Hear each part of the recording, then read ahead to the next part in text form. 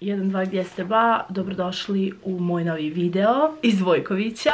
Danas ćemo da govorimo o tome kako primati novac iz Kine, to jest koji su načini plaćanja i kako možemo da dobijemo, na primjer, ako imamo privatne časove s učenicima iz Kine, kako možemo da primamo novac, samo da nađem svoje bilješke. Najpopularniji način plaćanja u Kini, kao što već mnogi znaju, je WeChat i to je učenicima najudobnije. Znači, učenici prosto obožavaju WeChat, međutim, nama nije moguće, ukoliko mi nemamo račun u nekoj kineskoj banci, mi ne možemo da napravimo WeChat, to jest ako se nalazimo van Turske i nemamo van Kine, izvinite, ja živim u Turskoj. Ako se nalazimo van Kine i nemamo mogućnost da otvorimo bankovski račun kineski, mi faktički ne možemo da napravimo WeChat i to znači da možemo da nađemo neke druge načine da primimo preko tog istog WeChata. Najpopularniji ili jedan od najpopularnijih načina i kako to učitelji nađu praktično je da nađu nekoga od Kineza, lupam u nekom shopping centru ili negdje gdje možete naći mnogo Kineza i vi možete u tom slučaju da se dogovorite s Kinezom da za određeni procenat on prima na svoj WeChat i vama daje već u dinarima, markama ili nekoj drugoj valuti u kojoj želite da primate. E sad, naravno, to ima i svoje minuse. Naprimjer, vi možete da dovedete u nevolju tog Kineza zato što u nekim slučajevima jednostavno oni moraju da opravdavaju odakle njima novac i bukvalno može da napravite mali problem njima, tako da vidite, razmotrite tu opciju. Još jedna od varijanata kako možemo da primamo preko WeChata su određeni sajtovi koji pružaju te usluge. Naprimjer, ja sam koristila Teachers Hub. To vam je website gdje imate učitelje i imate, to je kao učitelj možete da napravi svoj lični sajt, možda jednostavno da ga koristi za plaće. Imate razne tamo tarife. I vi kad tamo napravite, lupam, svoj sajt ili jednostavno samo $5 mjesečno plaćate, ja mislim, za prebacivanje ili održavanje tog nekog svog tarife koju izaberete, najjeftinija je oko $5, ja mislim. Vi tamo, na primjer, možete napraviti svoj sajt, što je meni recimo bilo udobnije, sa sve fotografijama, možete staviti svoje englesko ime koje nije vaše pravo ime, slobodno, i učenici mogu preko tog sajta da vam pošalju, to jest oni jednostavno otvore taj sajt i mogu da uplate preko WeChata i posle toga taj sajt vama prebaci na vaš PayPal ili Payoneer. Mislim da su prestali da koriste Payoneer, prije bio i Payoneer. Ili TransferWise, što uzima manji procenat od PayPala. Tako da to je već dobra opcija. Isto tako možete da koristite, sad ću da vam kažem, možete da koristite i druge sajtove, ja druge sajtove ne znam, za jedan jedini koji je provjeren, koji sam ja koristila je taj Teachers Hub. Ostavit vam link u opisu ovog videa, ne zaboravite se subat na moj kanal, da ne propustite mnogo korisnih videa koji će uskoro da budu čim se vratim u Tursku. Dakle, WeChat je opcija broj 1 što se tiče Kineza i to je njima apsolutno najudobnija varijanta, niti moraju mijenjati valute, niti moraju da uče kako se koristi PayPal, Payoneer i tako dalje. Jedini minus, jedan od minusa, možda ih ima još, Teachers Huba je to što tamo nije sve automatizovano. To jest vi ne možete samo jednim klikom da prebacite sebi novac, nego vi morate njima da napišete na e-mail i onda oni vam odgovore i vama stigne ta uplata jako brzo. Tako da pouzdani jesu, ali sve vam je ručni rad. To jest nemate neke tamo opcije da vi kao samo kliknete i to je to. Znači, to je bilo što se tiče WeChata. Dalje, jedna od popularnih opcija je Alipay. Alipay je dobar, međutim Alipay ne može da se koristi da mi primamo uplate.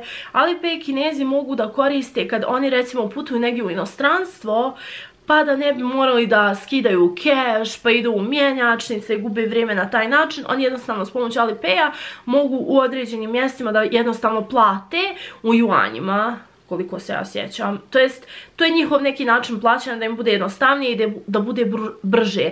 Ne mogu svi, na primjer, da primaju preko Alipay. U Turskoj, na primjer, imate par restorana gdje mogu da plaćaju sa Alipay, ali mi da primamo novac preko Alipay, mislim da ne može da se napravi ta varijanta. Ispravite me ako grešim, napišite u komentarima, meni se čini da nemamo baš tu opciju.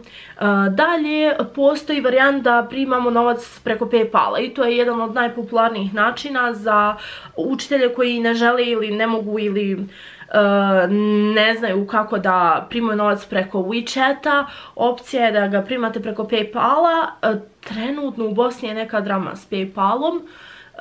Međutim, u Srbiji radi regularno, tako da vi samo učeniku kažete da hoćete Paypal, možda mu malo objasnite, njima to može djelovati malo komplikovanije, ali to možete da kompenzirate time da kažete učeniku da jednostavno Paypal, da mu date popust, na primjer, ako vi njemu date $1, ne znam, manje, veći popust, recimo ako bude plaćao preko Paypala s popustom, on će prije pristati nego da plaća s WeChatom, jer svi, ne svi, ali mnogi ljudi gledaju da uštede novac, tako da ponudite im dodatni popust, recimo, ne znam, 10% popusta ako plaćate preko Paypala, onda će oni drage volje bukvalno da nauče da koriste Paypal se i ako ne znaju, znači raspitat će se, snaći će. Samo treba motivisati ljude. Naučno je dokazano da ljudi mnogo aktivnije rade nešto kad su nagrađeni za to. Prema tome, vi nagradite učenika popustom i on će, vjerovali ili ne, nećete mi vjerovati, vjerujte mi, on će 100% znači da uzme i naći će tutorial, naći će nekog ko već zna da koristi. U svakom slučaju, znači, učenik će da nađe način da vam pošle novac preko Paypala ako ga motivišete popustom, recimo kao najbolja varijanta. To sam ja tako radila, mislim, vi vidite da li ste spremni na popuste, ako će vam biti lakše nego da se peglate s tim nekim Kinezom, ne znate ni njihova imena, razumijete, tamo vam stigne neki znak i sad hoćete vi znati da je to vaš učenik ili nije i koliko vam je često, jednostavno to vam je peglanje i da idete do tog Kineza i da se vraćate ovo ono, a ovako, znači vi njemu dali popust preko Paypala, sve ih stavite da vam plaćaju na Paypal i samo vam liježe novac. Bitno je da ga poreska ne vidi. Dalje, jedan od načina da se prima novac iz Kine je banka, bankovski račun. Međutim, bankovski račun, to je mnogo komplikovano, to je skupo i to jako dugo traje. To jest, Kinezima, ja nešto ne vjerujem da će bilo ko od Kineza sad da, ne znam, ni ja, ide, jer njima je sve digitalno, znači oni samo prinesu telefon, plate, ne znam, ja sve njima na dugme. I sad neće niko od Kineza ići u banku specijalno da pošalje, ne znam, ni ja vama novac za časove. Tako da, ne znam koliko su Kinezi spremni da idu na banku, ja tu varijantu nisam koristila, mislim da nije baš najudobnija, ali ako nađete, recimo, ne znam, učenika koji hoće da plati za neki duži vremenski period unaprijed, onda možete, na primjer, da mu pošaljete da vam plati na banku. Ja sam čula da je to dugo i komplikovano. Ja se sjećam u nekim školama online da većina škola iz Kine online nekadašnje iz zlatnog perioda online teachinga, većina škola nije imala opciju banke, imali su neke zapravo, ako su imali opciju banke, u tom slučaju su isplaćivali, na primjer, kako je bilo u Hello Kidu, samo učitelji koji prijeđu $1000 mjesečno mogu da dobiju, na primjer, uplatu na banku. Svi ostali su morali da izaberu ili Payoneer ili Paypal ili neku, zapravo nije ni bilo neki, bio uglavnom Paypal. Dalje, možete da primate novac preko TransferWise-a, opet ako znaju učenici kako to da pošalju. Ja sam jednom slala neku platu koju mi je poslala jedna ruska škola, greškom su mi poslala tipa plus $800. Ja sam onda njima to vraćala preko TransferWise-a, ali opet nisam to radila sama, nego me nazvao njihov računovođa, onda ona meni bukvalno objašnjavala kako da pošaljem, jer nisam baš bila specijalista, nisam nikad prije koristila TransferWise, ali jako je udobno, naročito ako imate veću količinu novca i mnogo su manje fees, što bi rekli Englezi, mnogo su manje takse i to što oni uzimaju za prebacivanje novca, tako da razmotrite tu opciju, mislim da nije loša opcija.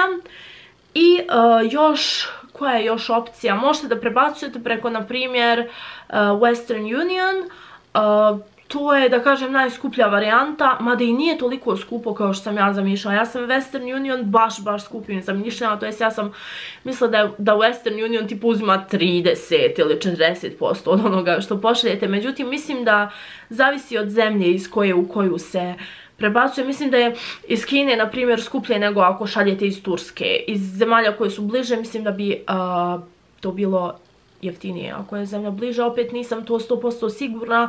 Ja sam koristila često ranije Western Union i najveći plus Westerna je to što jednostavno Western Union je brz, znači u roku od sat ili dva vama novac već legne. Na primjer, učitelji koji su radili iz Crne Gore su primali preko Westerna neki, zato što u Crnoj Gori nema Paypala, ne znam što je bilo s Payoneerom, tako da oni su primali preko Westerna.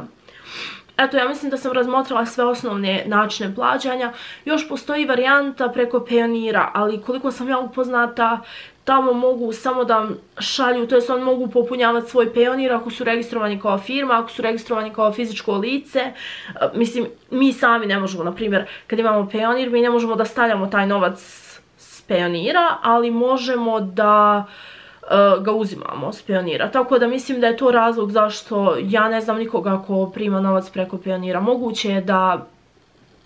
Moguće je da se može, ali nisam sigurna.